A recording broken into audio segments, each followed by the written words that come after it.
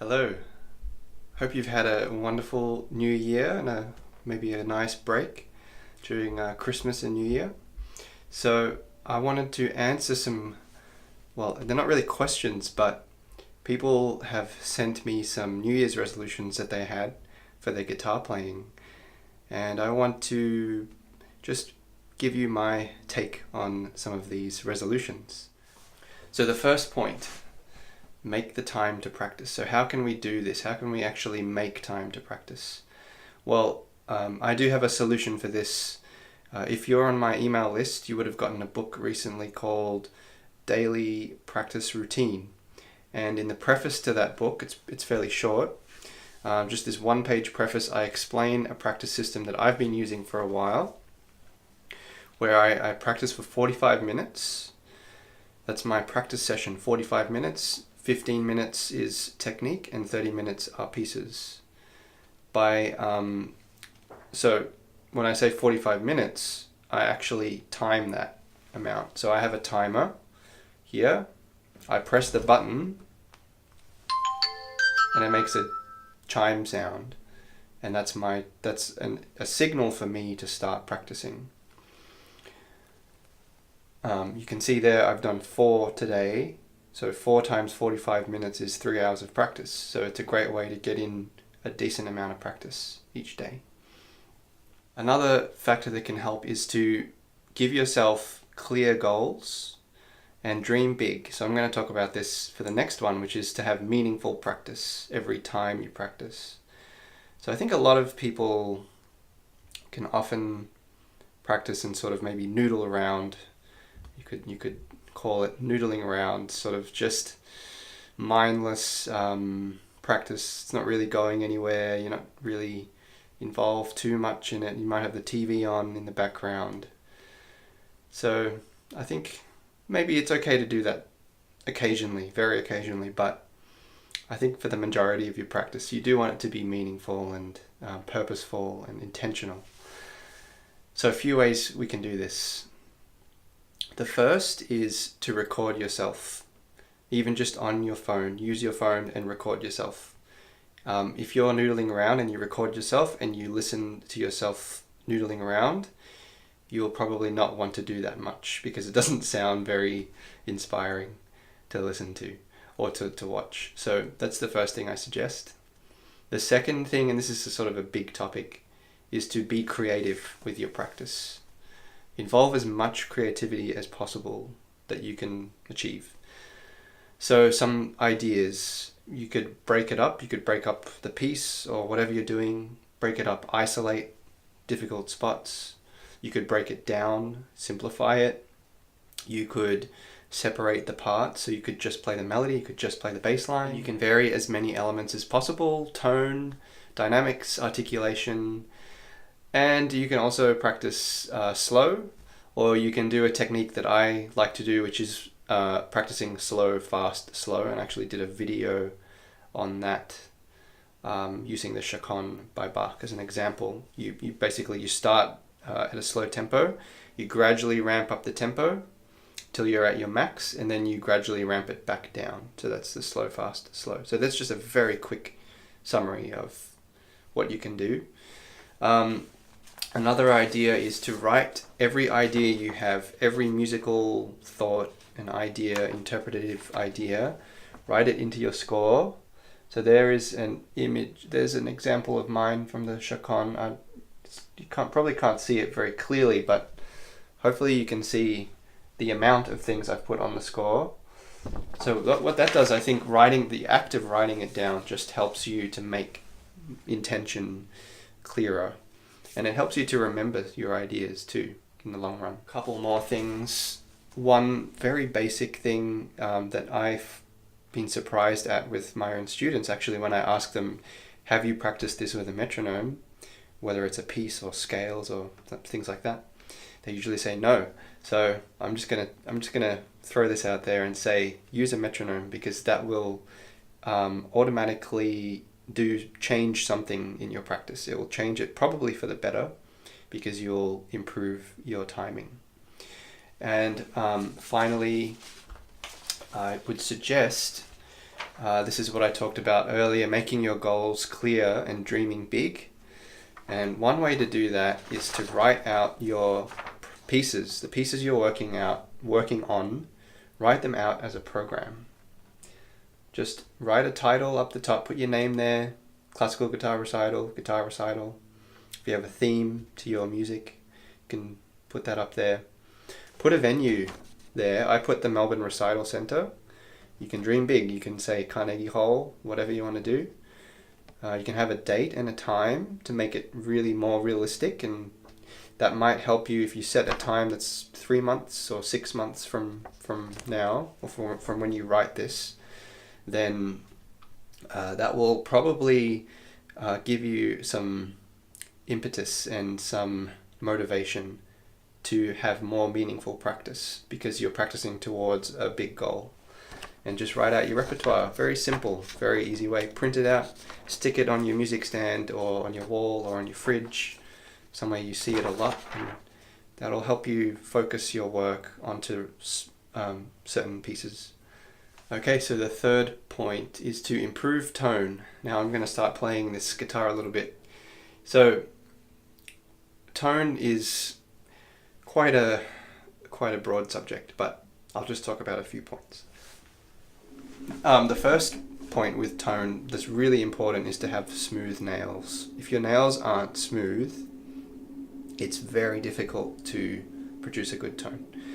You can get away, I believe that even if you have a sort of wonky nail shape, as long as your nails are really smooth, you can probably get away with it. If your nails are really nicely shaped but they're not smooth, you probably still won't get a very good tone. Now, one way I like to test this is by rubbing my nails on the first string, on the E string, like that. Just rubbing them, get closer if I can. I'm rubbing my nails on the string, all over the nail. And what that does is it shows me if there's any rough spots. So right now, they're very smooth. I just actually buffered them not too long ago. Right, so if you'll actually hear roughness if they're rough. So mine are all smooth right now, and really go all the way around your nail to see if there are any rough spots. My next suggestion is to rest stroke a lot. Rest stroke pretty much everything you're doing as a practice exercise to improve your tone. So a lot of people, for example, they'll practice scales.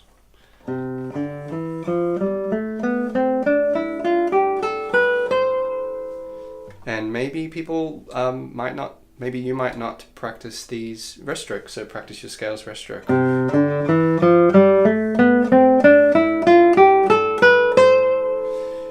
A lot of people practice Giuliani's 120 right hand exercises.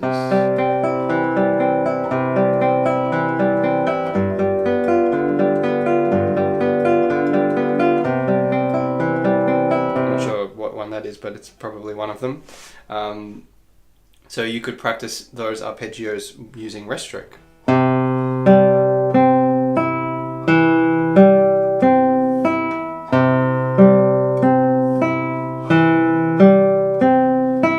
so on. And then you could also practice rest strokes in your pieces. For example, Lagrima by Tarrega.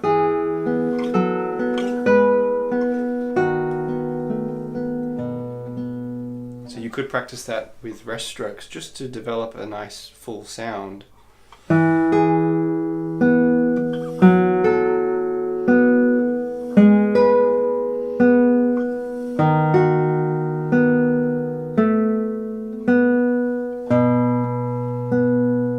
I'm rest stroking every note, and I'm slowing the tempo down quite a bit in order to do that. Rest stroke is basically an automatic way to produce a full sound on the guitar. So the reason for that is because the secret to producing a full sound is just to push the string down into the guitar. By doing that, that sort of activates the soundboard quite a lot, and rest stroke is a sort of easy way to do that. And finally, I'll talk about using a mirror. I've got this big mirror behind me just to prove my point. I use this, I practice what I preach. I try to practice what I preach. I practice in front of this mirror all the time. There's basically never a time when I'm not practicing in front of a mirror. You just catch a lot of habits by doing that, whether they're good or bad. And one of the keys to good tone, as most people know already, is the angle of your hand in relation to the strings, or more precisely the angle of your fingers in relation to the strings. So if you're if your wrist is turned like that and you're very square on, you're more likely to get a tinnier sound if you're using the middle of your nail. And if your wrist is sort of straighter and turned around, we call it sort of a rounded wrist, then you start to use the left side of your nail. This leads very well into the next New Year's resolution, which is to take better care of your nails. And I got quite a few of these people saying this one. So first point here is to improve your diet. So this is probably a good thing to do whether or not you want to have better care of your nails. So improve your diet, don't eat junk food, and don't drink soft drinks, sodas. It sounds really basic, but ever since I sort of cut back on that stuff, my nails have been growing actually too much and I have to file them back. So that's just one little tip. My second tip is to not use nails for everyday activities, everyday things. So things like opening door handles. Don't use your nail hand. So use your non-nail hand to do everyday activities like opening door knobs, opening the car door, opening jars and bottles, picking things up. Just try and use your left hand as much as possible. It's very easy to, when you do those things and you just clip something, nails can just go. So just try and use your left hand as much as, or your non-nail hand as much as possible. Buff your nails frequently. I would say at least before every single practice session you do. Our nails are like a violinist's bow. They need to be taken good care of. That will incidentally also improve your tone too. And there are some resources. This is quite a good book. It's not too comprehensive, but it's sort of a short book, but it's a good one for learning a little bit about nail care. The Guitarist's Guide to Fingernails by Rico Stover. And I actually wrote, funnily enough, I wrote a thesis which is a little bit chunkier than that other book there, because here I go into some detail about using the nails as well, playing with the nails, and what the effects of different nail shapes and angles and that kind of thing are. So you can, if you're really interested, I could maybe send this to you, or you can ask some questions and I can try and answer them. Next point is to become more fluent with theory and harmony. The first suggestion I have for you is to study the pieces you're working on. So things like form, harmony, and intervals, just to be able to identify all of those things. That's all you have to do. So the form is important. Form and structure is quite important when we're analyzing something. So try and find out if, is it an AB? Is it ABA? What is there anything that repeats? Is there anything is there a contrasting section? Just use letters, use your judgment to sort of work that out. Harmony, just starts with triads, identify chords. Intervals, identify intervals as well. So just counting your intervals it's really sort of sounds so simple, but it really helps a lot. The more you do it, the more fluent you get at it. So my second point is to learn the building blocks of music on the guitar. Things like triads, scales, chord progressions, cadences, modulation, and so on. If you want some resources for that, some free resources, you can go to my blog, The Resourceful Guitarist. There are some method books there which have exercises in some of those things.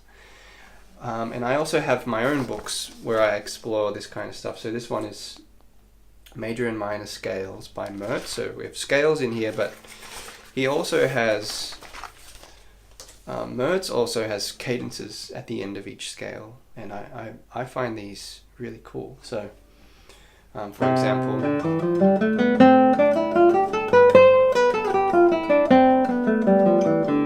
cadence.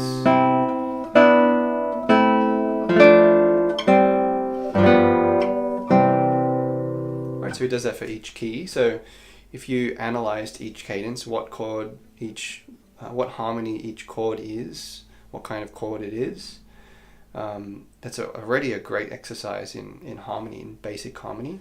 Learning some pieces to be able to perform anytime. So one of the most important aspects for this is memorization. Maybe an obvious point, but to be able to have pieces that you can play by memory very confidently, I think, is extremely important, because I think that's a really good testament to the work that you do. If you can just play something confidently by memory, anytime, just pick up a guitar. Some friends might say, hey, can you play something? You can just do it by memory. It's very good testament to the work you do. Some memorization tactics that I have for you. The first one is divide and conquer. So practice very small sections and conquer them very quickly. Make them fluent, improve them very quickly. Could be 1 measure, 2 measures, 4 measures. You can help to also analyze or think about that little section you're working on. And then another idea is to practice sections randomly. So don't just start from the start and play through to the end every time. Try and, with those chunks that you've broken the piece down into, start in different places each time you practice. And the final resolution, to sight read more music. So one of the best resources I like to use for sight reading are the SOAR studies. And this is the complete, this is the book of complete studies. You can get them online for free as well. So one good starting place, for example, 24 little progressive pieces. So I'll play some of the first one here.